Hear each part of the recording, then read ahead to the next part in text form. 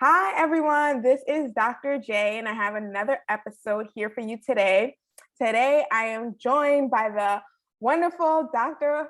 Arinola Dada, who is a rheumatologist in the greater Seattle area. Yes.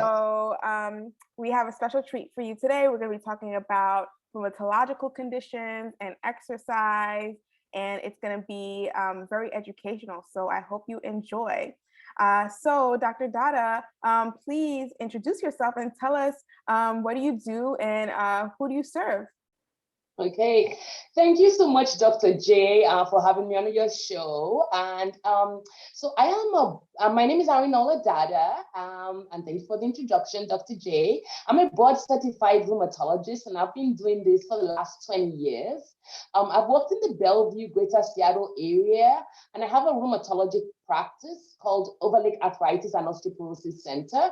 I'm the managing partner of that practice, and I'm also a director at Eastside TMS and Wellness Center. I'm a mom. I have two amazing girls. I'm a teacher. I'm a mentor. I'm a speaker, and I used to be clinical faculty and a basic science researcher at the University of Washington.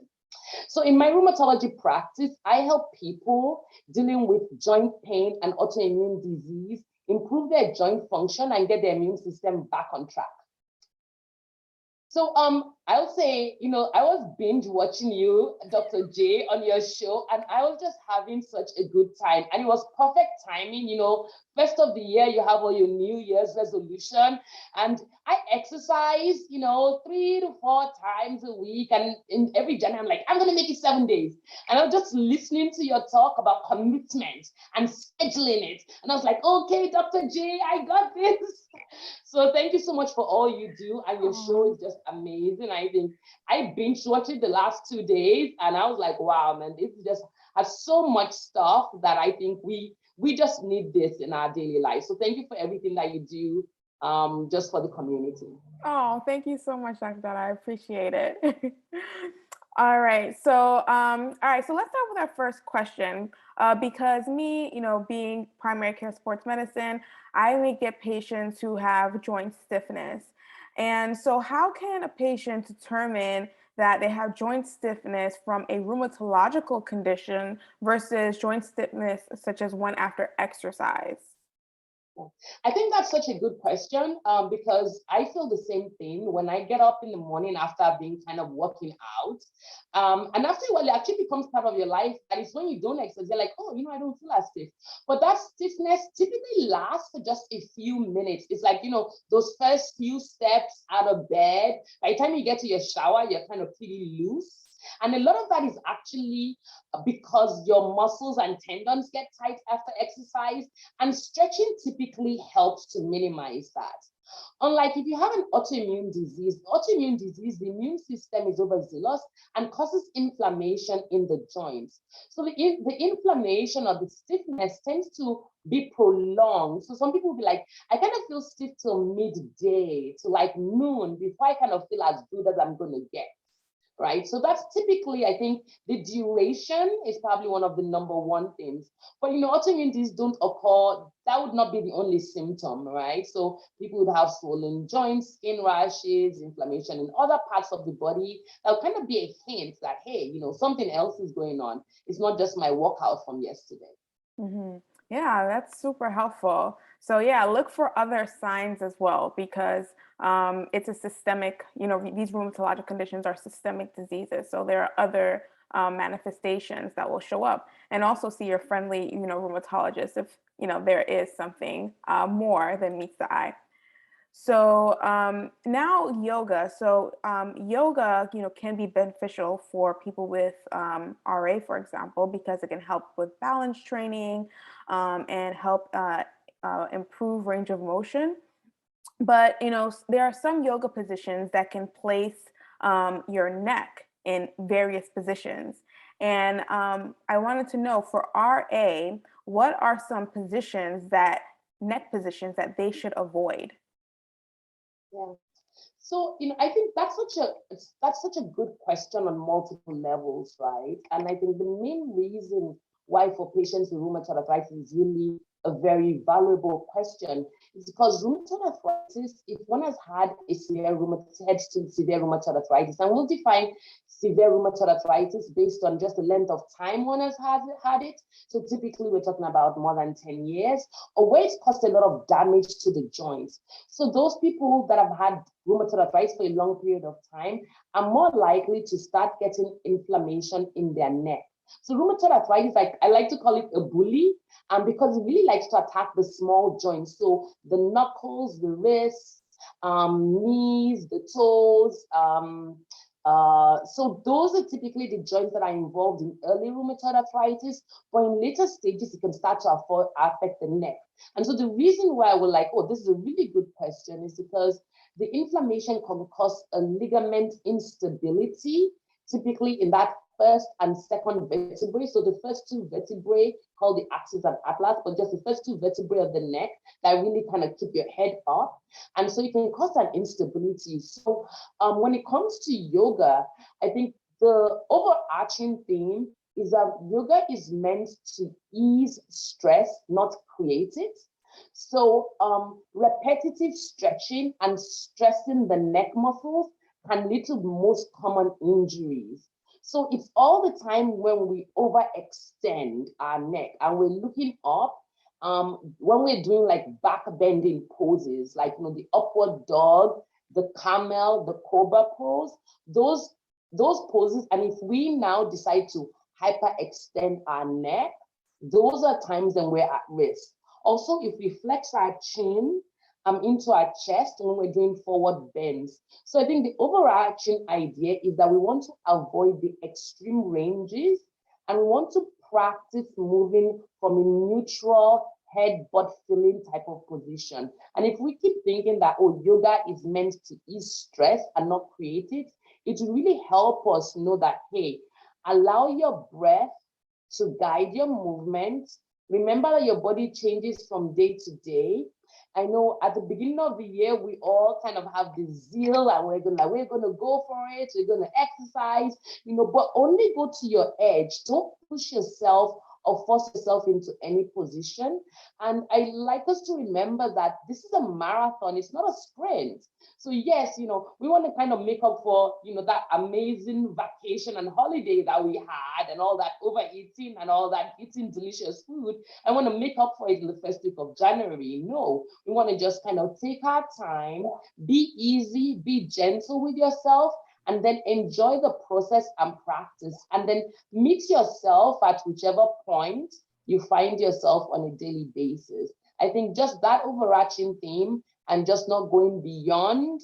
When you feel pain, your body's telling you something. Mm-hmm.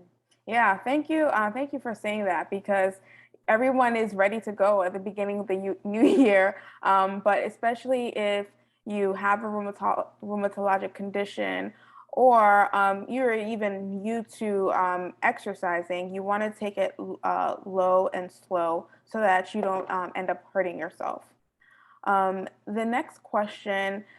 So, I have patients all the time. They say, okay, well, my mom had arthritis, I have arthritis, and really arthritis is an umbrella term because there are different arthritides that exist. However, the main ones that we typically see, I know you probably see more than I do because you're a rheumatologist, but the main ones that we typically see are osteoarthritis and rheumatoid arthritis. So how would someone know the difference between those two arthritides? Yeah. So osteoarthritis is an arthritis that we all will get if we live long enough. If we live long enough, we're all likely to get osteoarthritis. It's wear and tear in the joint. If you've had sporting injuries, we can say you're more likely to get osteoarthritis earlier. So osteoarthritis is less likely to happen in children, but more likely to happen as we get older. So we can just think about it. It's almost inevitable if we live long enough, right? Mm-hmm. But on the other hand, rheumatoid arthritis or arthritis associated with autoimmune conditions is different. So you can imagine that that's only a select few people that would get autoimmune inflammatory arthritis. So autoimmune diseases occur because our immune system, which is supposed to protect us, has gone haywire. And in this case, instead of protecting us from foreign invaders, such as infections or domestic invaders like tumors, the immune system goes a little wacko and it decides to start attacking the joints. And so for rheumatoid arthritis, when the joints get attacked, then you have a lot of stiffness, but the stiffness is due to inflammation. So it lasts for hours. There's also swelling in the joints, right? And a lot of times autoimmune disease like rheumatoid arthritis, it's not just the joints. You have other things going on. You may have dryness in your eyes, dry mouth, excessive fatigue. And sometimes there are even skin lesions that may occur with it. So it's really the whole picture. So osteoarthritis, usually it's one joint or the other. Rheumatoid arthritis, on the other hand, like I said, it's kind of a bully. So he really likes like those small joints, the knuckles, the wrists. The wrist is really notorious. Not a lot of things actually cause inflammation and pain in the wrist unless there has been trauma. So it's usually one of those things when patient says, you know what, both wrists hurt. It's usually my first inkling that, oh, I need to start thinking about an inflammatory arthritis like rheumatoid arthritis. Mm-hmm. So small joints are usually more affected in rheumatoid arthritis, but over time, the larger joint starts getting affected. So we call it bilateral. So it's both, usually both wrists, both, on both sides of the body, unlike, osteoarthritis, which is, oh, it's just my ankle or one knee or one shoulder. Mm-hmm. Yeah, thank you for that. That's extremely helpful because that's something that we see so commonly in the clinic. The next question has to do with overuse injuries, such as like tendon injuries, like tendinopathies or tendinitis. And sometimes with those injuries, like for example, let's say, or even a ligament injury, let's say you have an ankle sprain, you may notice some swelling, some pain there. But how can someone distinguish between an overuse injury, for example, like from a tendinopathy or a ligament injury versus a rheumatologic condition? Yeah. So I think that's actually a good question too. So I think we kind of look at it at two different things. One, people with rheumatoid arthritis can also get, right, ligamentous injuries, right? So as I explained earlier, if we put that aside and we just say, hey, I may have injured my ligaments, or may have had, either my elbow hurts, my ankle hurts, I play basketball. Usually there's a history of some kind of repetitive activity. Mm-hmm. And typically it's not both joints, right? It's not on both sides of the body. Usually it's one. It's not impossible that it could be both sides, but usually with the ligamentous injury, if it's due to inflammation, there's also swelling in the joints.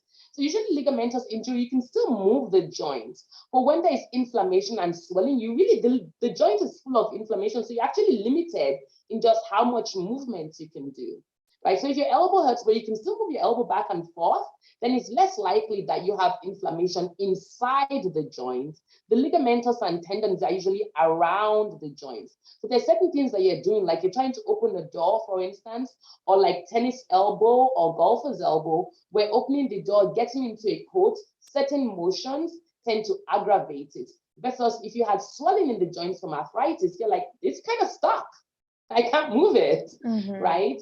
That's because there's a whole bunch of junk and inflammation inside that joint that doesn't allow you that range of motion. Mm-hmm. But in the final analysis, right, you probably, if it doesn't resolve, then you probably need to talk to your doctor, and they can do x-rays, and even patients with rheumatoid arthritis can get tendon injuries, and it gets a little more complicated, right? And sometimes imaging studies, MRIs, those kind of things are helpful. But usually, if you see your doctor, if your primary care doctor can still do an examination, and they can do things that kind of provoke it, and then they say, oh, you know what, when you do this activity and it hurts, that tells me it's more of a tendinitis or ligamentous injury. Mm-hmm. Well, thank you. Yeah, that was extremely helpful. So the next question has to do with steroids. And I know a lot of patients, they don't like steroids. And I know for some of your patients with autoimmune conditions, you may have to give steroids if they have, for example, an acute flare. And, sometimes I may have to give steroids, if someone has an acute musculoskeletal flare, whether it be lumbar radiculopathy or something similar. So can you just please describe what are the benefits, but also the side effects of steroids? So just so people are clear. Yeah. So steroids were a miracle drug for treatment of inflammation for years, right? And Pierre Renoir, he's a French artist, a famous French artist back some, I guess, maybe 80 years ago. He had rheumatoid arthritis. And he was one of the first people that was tried on prednisone. And I think that was 100 years ago. But he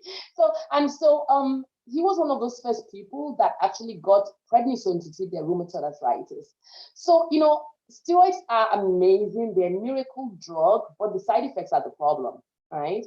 So typically when I'm putting a patient on steroids, it's because we don't really have a good alternative that really gets that inflammation down in that acute period. So whether it's the first few days, weeks, months, nothing really works as good as that.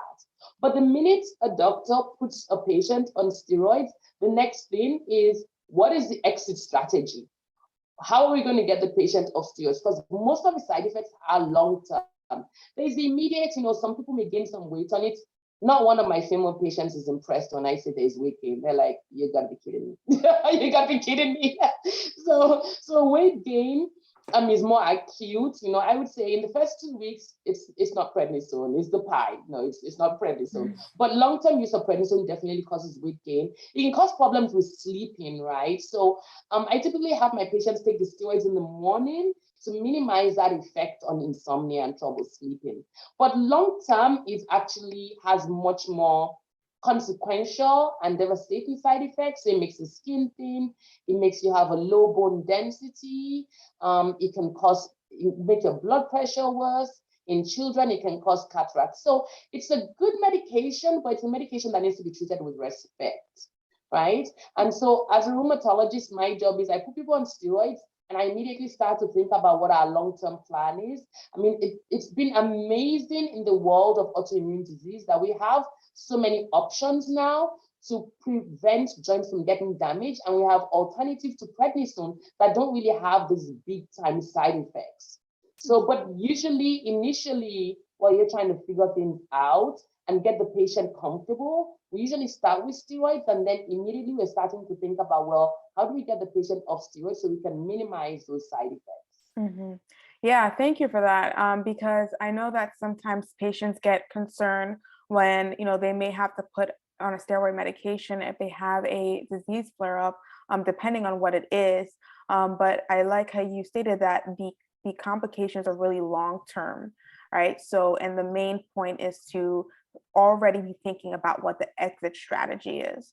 So I like that you emphasize that. So the next question is about AS, ankylosing spondylitis. I know everyone sees the commercials about ankylosing spondylitis. So, and back pain is a really common problem. In America, I see back pain a lot of the time. So how would someone be able to distinguish if their back pain is from ankylosing spondylitis? Yeah. So I think that's also a very good question. Like you said, back pain is so common, while ankylosing spondylitis is less common. So ankylosing spondylitis, again, is back to, it's one of those autoimmune diseases. The immune system, again, has gone haywire. This time it's causing inflammation along the spine. So typically ankylosing spondylitis may also occur with a bunch of other symptoms. So sometimes patients come to me with back pain, and I'm trying to figure out is ankylosing spondylitis. So I'm going to ask, hey, do you have inflammation in your eyes? And like, what does my eyes have to do with it? Because you can have uveitis or iritis, and that's a hint, that's a clue to me. Or do you have Crohn's disease? So you have inflammation in your gut, because that again is part of that spectrum of conditions that can occur with ankylosing spondylitis. Same for inflammation along the Achilles tendons, same for even skin lesions like psoriasis.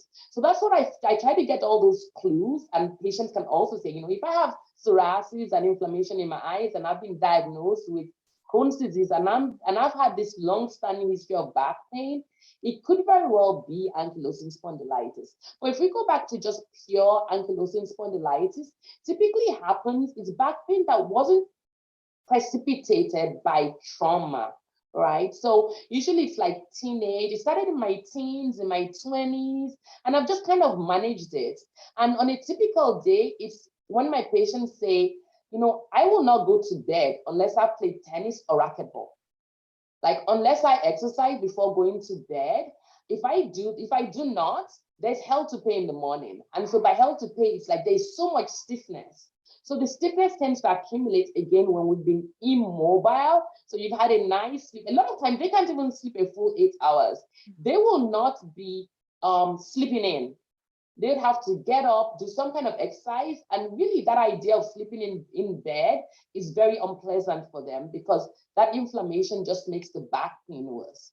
But on the other hand, if you have more mechanical back pain, so mechanical back pain is I had a back injury. So that typically is not up and down the spine, it's like in one spot. Sometimes people say, oh, I have sciatica, which is when they have that pain going down their legs. And that typically is not a pain that they've had for years. That's like, I was lifting my 2-year-old and ouch. I was working out in the gym and I kind of didn't have a good posture and then ouch, right? Versus this kind of chronic, long-standing pain that I've had for the last, a lot of times people have, I used to have it when I was playing football, and I just love to exercise because it helps my back pain. So exercise typically helps the back pain associated with inflammation, because it helps to dissipate some of that inflammation. Versus mechanical back pain is sometimes rest helps, right? Although we refer people to physical therapy, that's really to strengthen the core and provide support. But rather than saying that, oh, exercise helps my back pain, if people tell me that exercise helps my back pain, I'm really going to inflammation in the spine, such as something like AS. Oh, one more thing. Men tend to have worse ankylosing spondylitis than women. And so it tends to involve more the inflammation in the total spine in men. But women tend to have what we call spot lesions. So you may have maybe something in thoracic spine, a little something in the sacroiliac joint. But what that means for women is also that maybe it doesn't get diagnosed as easily, right? Because it doesn't have that full spectrum that men have. But I mean, it doesn't typically not as aggressive, but also can be missed. Yeah, that was helpful even for me, because I don't see ankylosing spondylitis often. I think I've probably seen it once during my rheumatology rotation during fellowship. So that was very helpful. Thank you so much for really making that really distinguishing between the different types of back pain, because back pain is so very common. Oh, it is so common. Yeah, and I know all the commercials. People are probably watching the commercials and wondering, hey, do I have ankylosing spondylitis? Yeah, the commercials are interesting. At least they bring awareness. Yeah. So I just wanted to highlight that and really hear from the expert of how do you know if you actually have it. So that brings us to the conclusion of our talk today. Thank you so much, Dr. Arinola Dada, for blessing us with your wisdom and your knowledge and your expertise. Even I learned so much, and I have like things to keep in the back of my head now when I'm looking for certain diseases or manifestations. I have something to keep in the back of my head. So now, how can someone get in touch with you? Let's say they're in the greater Seattle area, or let's say they go on a vacation and they're like, you know what? I'm thinking about living in Seattle and I need a good rheumatologist to see. How do they find you? Well, thank you, Dr. J. I had fun. You're always just so energetic and bubbly, and I just love your show. So finding me, I'm Dr. Arinola Dada at LinkedIn is just my, that's how to find me on LinkedIn. But find me as a patient, overlakearthritis.com. And if you find them, then you have myself there, and we have an amazing staff, and we are here to help people with autoimmune disease, get their immune system back on track. And so, always happy to help. Nice. Well, thank you so much. And all those links will be placed in the description, so you can find Dr. Arinola Dada nice and easily, okay? All right. Well, thank you, everyone. Thank you, Dr. J. No problem. Please subscribe to this channel. And I am also not only a sports medicine physician, but I'm also a health and wellness coach. I help busy professional women who have family histories of chronic disease, such as type 2 diabetes, hypertension, heart disease, eliminate their fear of risk so that they can live a life that thrives.